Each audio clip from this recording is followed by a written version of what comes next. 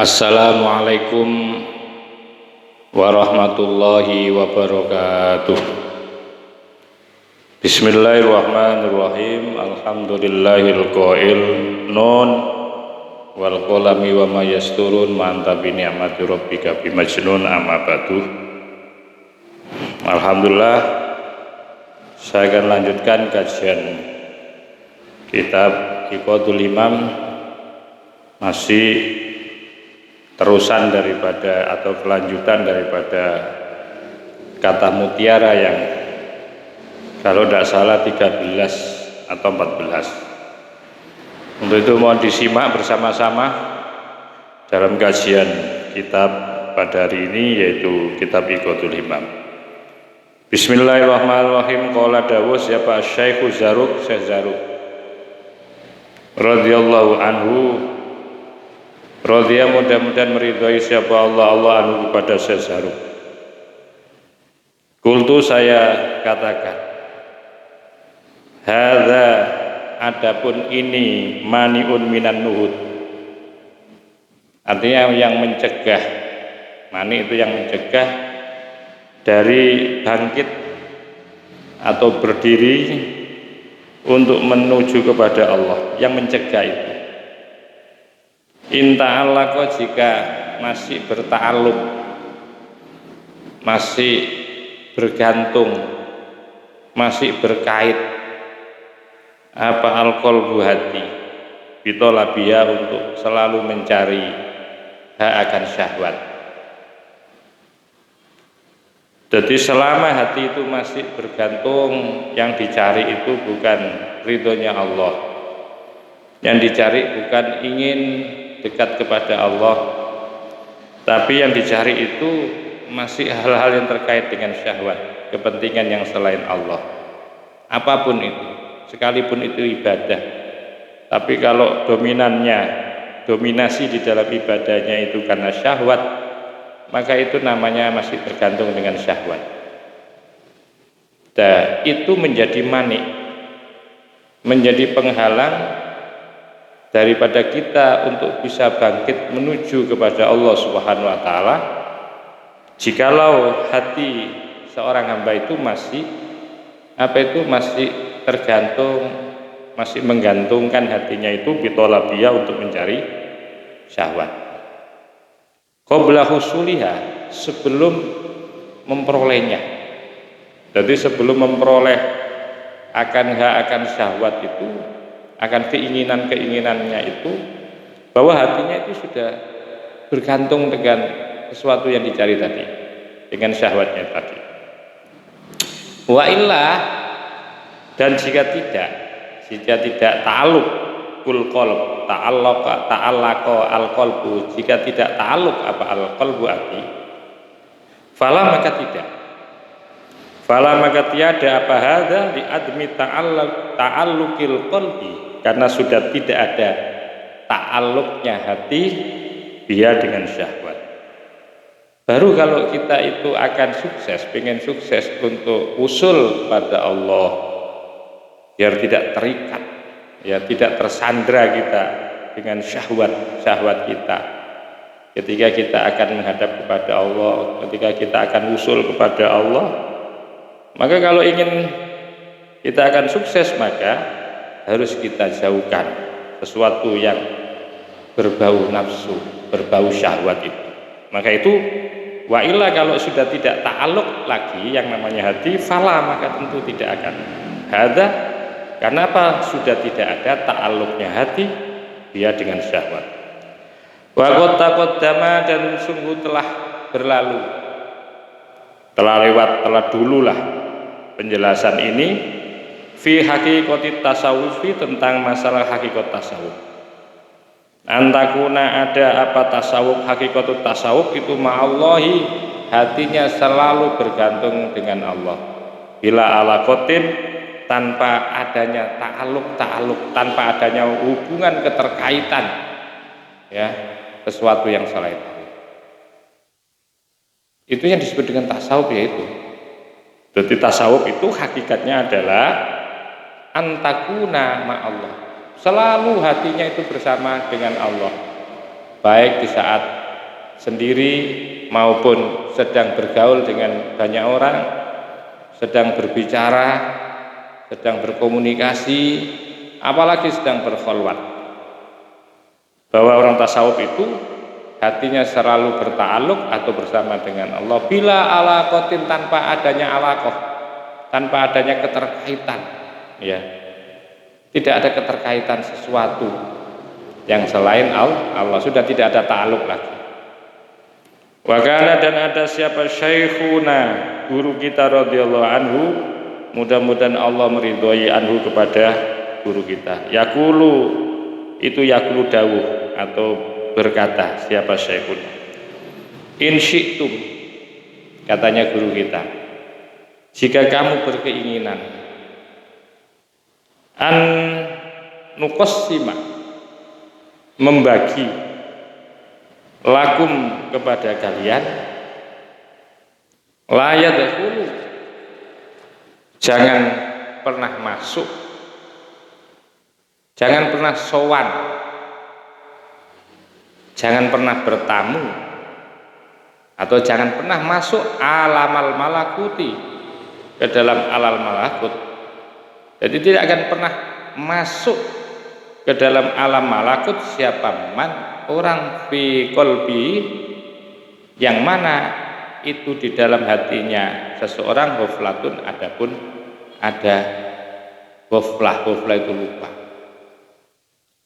Jadi seseorang itu tidak akan pernah bisa masuk, ya, hati seseorang itu ke dunia atau ke alam malakut, alam suci, alamnya para malaikat, alamnya makhluk-makhluk yang sedang berzikir, bertafakur, ya, mentasbihkan dirinya kepada Allah Subhanahu wa taala.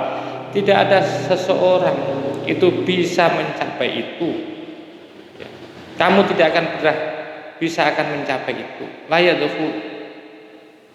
Kenapa? Karena di dalam hatimu itu terdapat ghaflah. Apa ghaflah itu? Yaitu lupa, memasukkan sesuatu yang selain Allah, itu namanya ghaflah. Di hatimu itu loh masih sempat lupa di dalam kesetiap hariannya, di dalam setiap hariannya, setiap waktunya itu ada yang dilupakan untuk ingat kepada Allah. Maka itu orang itu, ya, namanya orang selalu wusul itu tidak harus dalam keadaan ibadah mahdoh, sendiri pun, ya, dalam keadaan tidak ibadah pun, sedang santai-santai, itu selalu hatinya akan menyambung dengan Allah Subhanahu wa taala.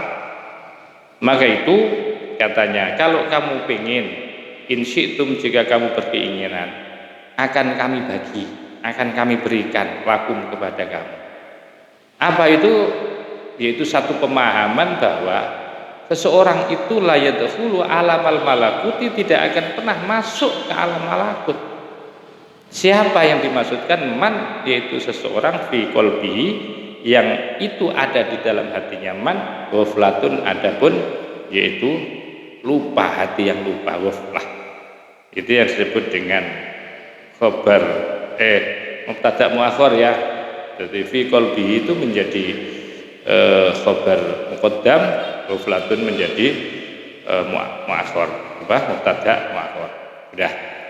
Fakta, maka itu kalau kamu ingin nyambung terus dengan Allah, maka fakta, maka putuskanlah angka darimu. Fakta, maka putuskanlah olehmu angka darimu. Jadi kamu harus berusaha memutuskan yang ada pada dirimu itu apa? Ya akhi, wahai saudaraku, uruqul alaiki, yaitu urat-urat yang apa namanya, awaik.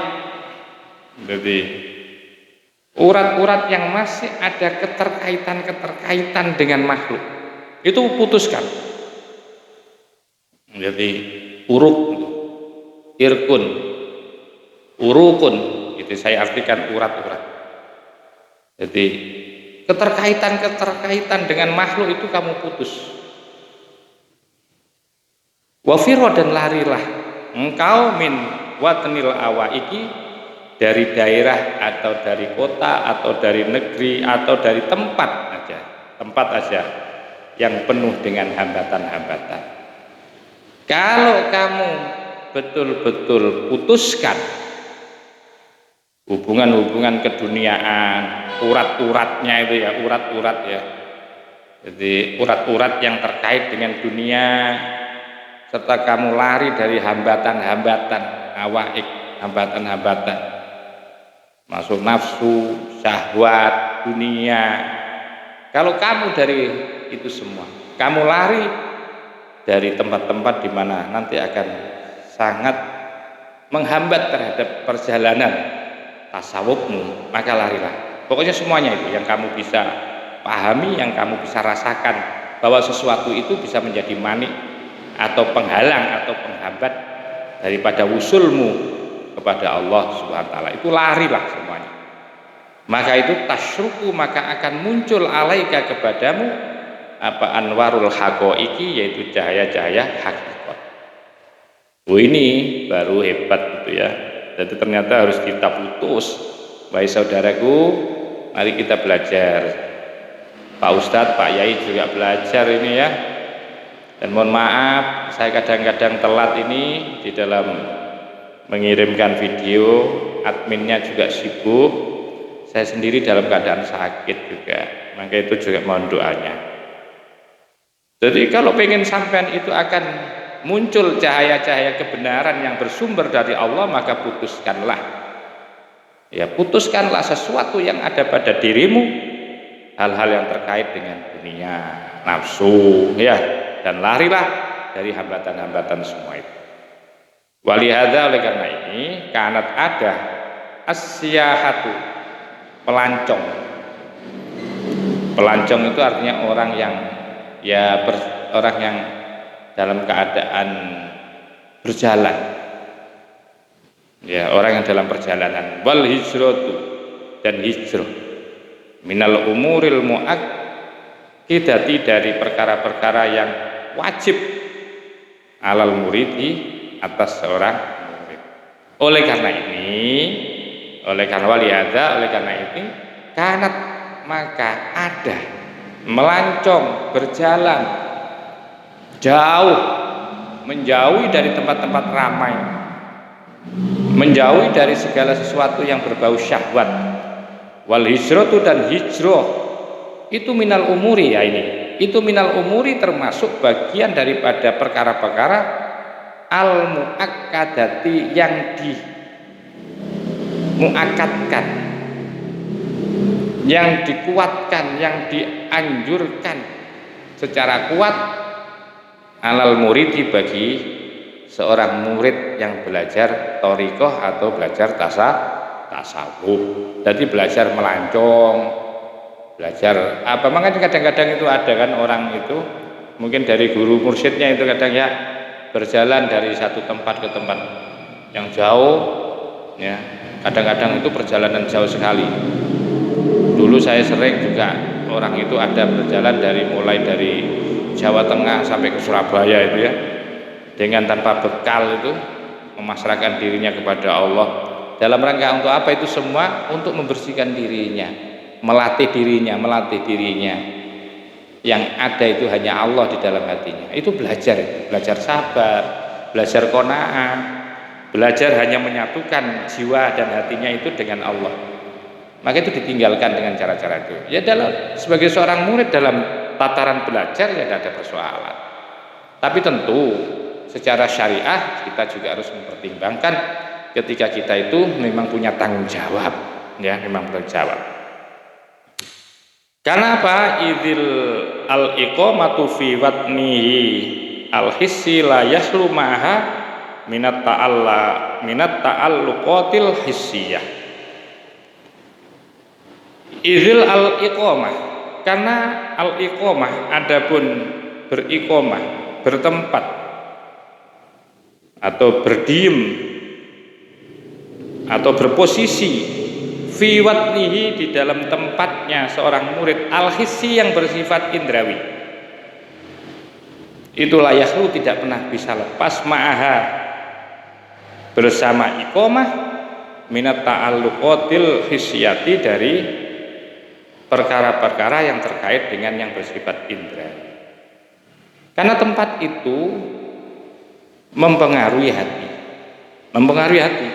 Tempat itu mempengaruhi hati. Ini belajar, karena yang namanya hati itu sangat mudah dipengaruhi. Dipengaruhi oleh lokasi, dipengaruhi oleh lingkungan, dipengaruhi oleh milieu, dipengaruhi oleh interaksi yang dari luar. Ya katakanlah ketika orang bertempat, ya, satu misal ini dicontohkan, idil iqamah, karena bertempat di sebuah tempat, fi watnihi, di dalam tempat atau pada tempatnya seorang murid al-hissi yang bersifat indrawi. Indrawi itu dimana setiap harinya bergaul dengan guyon, dengan bermain, dengan banyak teman, itu namanya pergaulan, ya, yang bersifat indrawi itu. Guyon, main, macam-macam itu ya. Itu pasti layak luma'a, tidak pernah akan bisa lepas ma'ah dari iqamah itu. Minat ta'alluqatil hisyah, dari hal-hal atau perkara-perkara yang bersifat hisyah. Jadi kalau saya atau sampean bergaul dengan orang-orang yang suka bermain, bermain sepeda motor, ya saya kira Anda sulit untuk menghindarkan tidak bermain atau juga tidak suka bermain sepeda motor. Kalau Anda sukanya adalah bermain layang-layang, misal, tentu Anda tidak bisa dilepaskan. Ya, kalau sudah bergaul dengan orang yang suka main layang-layang dan Anda ada di situ, pasti Anda tidak bisa juga dilepaskan dari keterkaitan yang bersifat tadi, bermain layang-layang tadi. Seperti itulah hati itu. Maka itu hati itu perlu kadang-kadang dia dilatih untuk asyah, melancong, dilatih untuk hijrah itu tadi. Ya, dilatih untuk melancong hijrah. Karena sulit ya untuk belajar di tengah-tengah banyak orang bisa usul kepada Allah, itu sulit. Kecuali kalau sudah makomnya sudah tinggi. Maka itu dikatakan dalam satu, saya katakan ini bisa menjadi kaidah. Id al-iqamatu fi watnihi al-hissi la yakhlu ma'aha minat ta'alluqatil hissiyat. Karena bertempat fi watni, di tempatnya murid al-hissi yang bersifat indrawi, itu la yakhlu, tidak pernah bisa dilepaskan ma'aha, bersama iqamah. Tidak bisa dilepaskan dari apa? Minat ta'alluqatil hissiyati, dari perkara-perkara yang bersifat hissiyah. Jadi kalau hati itu sering dilatih dengan hal-hal yang bersifat dohir, ya tentu sulit hati ini bisa diajak belajar untuk bersifat batin, sulit. Maka itu perlu ada tadrib, ada latihan-latihan, ya. Waqad qalu, dan sungguh telah mengatakan siapa ulama sufi, al-fakiru, adapun orang fakir, kalmai, seperti air, idza tola, apabila panjang, apabila lama. Jangan panjang ya. Al-fakiru, adapun orang fakir, kalmai, seperti air, idza tola, apabila lama siapa fakir. Fi mautinin wahidin, di tempat yang satu, taghayyara, pasti akan berubah siapa fakir. Jadi kalau ibaratnya orang fakir itu yang lemah, maksudnya orang lemah, itu gampang dipengaruhi, maksudnya orang fakir. Orang fakir itu kalau kumpul dengan ahli judi, ya pasti dia akan ikut judi. Kalau dia kumpul dengan pemabuk, ya dipastikan dia juga ikut mabuk. Maka itu ibaratnya orang fakir itu seperti air, apabila berlama-lama, idza tola, apabila berlama-lama siapa fakir, fi mautinin wahidin, di tempat yang satu tadi, taghayyara, pasti berubah. Coba sampean letakkan kayu sampean di satu tempat, ya, di air, di situ sampean genengi air, sampean pendem dengan air, rendam dengan air kayu, itu pasti berubah. Tetapi wa idza jaro, tapi apabila berjalan, aduba maka menjadi tawar. Lain dengan ketika diairi tapi airnya dalam keadaan berjalan, itu tidak akan gampang dipengaruhi. Ya, untuk itu pergaulan seseorang itu sangat berpengaruh kuat. Maka ketika orang kalau pengen tidak terpengaruhi oleh banyak karena faktor teman yang bisa mengikat kita untuk berwusul kepada Allah, sulit kita berwusul maksudnya kepada Allah Subhanahu wa taala karena diikat oleh syahwat-syahwat itu, maka sekali itu berjalan. Wa idza jara, apabila berjalan apa air aduba, maka menjadi aduba akan menjadi tawar air itu. Jadi tidak akan bau lagi lah. Sebab air itu kalau direndami sesuatu di situ satu tempat itu pasti nanti berubah, airnya juga berubah. Benda yang direndam di situ juga berubah, airnya juga menjadi air yang bau. Tapi ketika berjalan beda. Maka menjadi bersih, ya, sesuatu yang dipendem tadi dengan air yang berjalan itu bersih. Begitu juga airnya juga tidak bau. Ya, kalau mau berusaha seperti itu hati itu. Wal hijratu, maka ini wa biqadri ma yasiru fil hissi yasiru fil ma. Wa biqadri ma, karena dengan kira-kiranya sesuatu yasiru yang berjalan, apa ma fil hissi di dalam hal yang bersifat indrawi, yasiru maka akan bisa berjalan apa ma yang bersifat indrawi itu fil makna di dalam makna, sama maknanya itu tadi. Wa biqadri ma, dan dengan sekiranya sesuatu yasiru yang berjalan apa al-qalabu jasad, yasiru maka menjadi berjalan apa al-qalbu yang namanya hati. Wal hijratu, maka adapun hijrah. Jadi begini, tadi tergantung hati itu akan berubah dan tidak itu tergantung kepada jasadnya, gitu maksudnya dalam posisi orang fakir itu. Wal hijratu, maka ataupun hijrah itu sunnatun nabawiyatun, yaitu sunnah nabawiyah yang bersifat kenabian, sunnatnya para nabi. Jadi para nabi itu hampir seluruhnya dulu adalah orang-orang yang selalu hijrah. Nabi Muhammad hijrah, Nabi Ibrahim hijrah, hampir semuanya, Nabi Sulaiman hijrah, Nabi Musa juga hijrah. Hampir semua hijrah itu menjadi sunnah, perilaku lah para nabi, perilaku kenabian.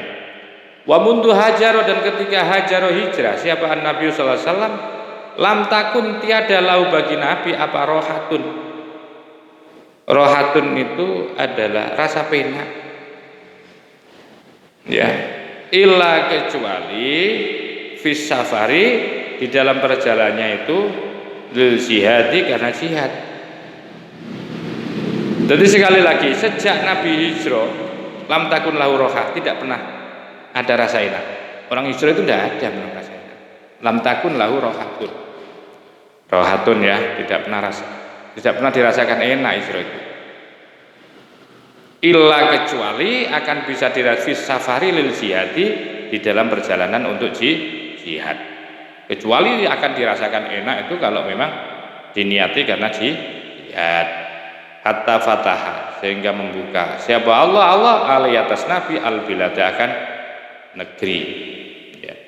Wa kadzalika, dan demikian juga as-sahabatu, adapun para sahabat ridwanullah, adapun keridhaannya Allah itu alaihim, mudah-mudahan tetap terhaturkan kepada para sahabat. Lam yastakiro, yang tidak pernah menetap fi watnihi, di tempatnya, ya, di tempatnya. Para sahabat itu tidak banyak yang menempat di tempatnya. Jadi hampir tidak ada yang bertempat di tempatnya illal qalil minhum. Nah ini, kecuali sedikit. Kebanyakan para sahabat itu hijrah. Coba dilihat sejarahnya itu. Waktu Nabi hijrah, ya, dari Mekah ke Madinah, itu hampir semua sahabat kan hijrah semua itu. Ya.